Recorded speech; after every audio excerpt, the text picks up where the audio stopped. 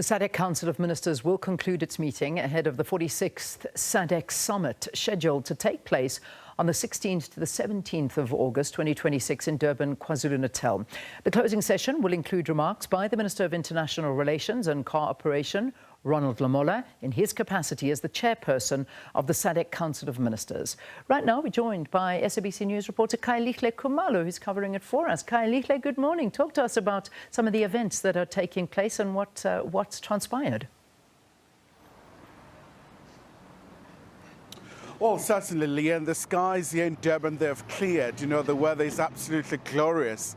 And one of the main features today, during the course of this morning, we're expecting a lecture to be delivered by South African President Cyril Ramaphosa, where he's going to really talk about the evolution of this particular bloc, SADC itself. As you know, that you go back to the 80s, really since its inception, really it's always been about integration, whether you're talking about the transport corridors within the region, the issues around communication, energy, so quite an array of issues. So the diplomats are going to attend that particular session, but also we do understand the Executive Secretary of SADC, Ellis Magos, as well, will be part and parcel of those proceedings. But by and large, quite a very important time for South Africa.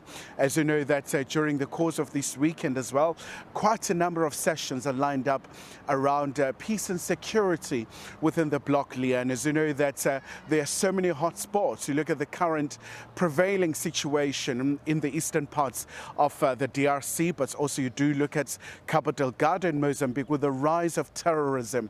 And at some point we did see Samim, which was the SADC mission in Mozambique, and also eventually they had to pull out. But also you do have another very troubled spot, which is Madagascar. I mean, we saw where South Africa had been an interim chair purely because of the coup that took place in Madagascar. But by and large, Leanne, a number of regional issues here, whether you're talking about issues of really industrialization, the push for the infrastructure, because the leaders do know that for SADC to be able to be a formidable force globally, especially now given the geopolitical tension, you know, whether you're talking about the economic volatility and quite an array of challenges.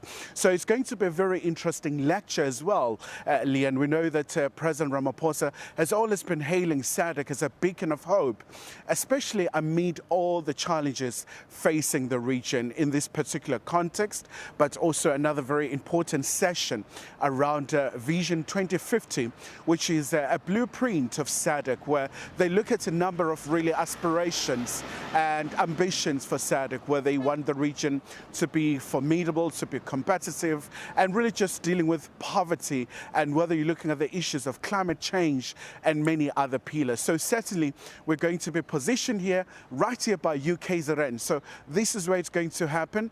And obviously at a later session, that's when the Council of Ministers is going to be concluded. So with that, back to you in studio, Leanne.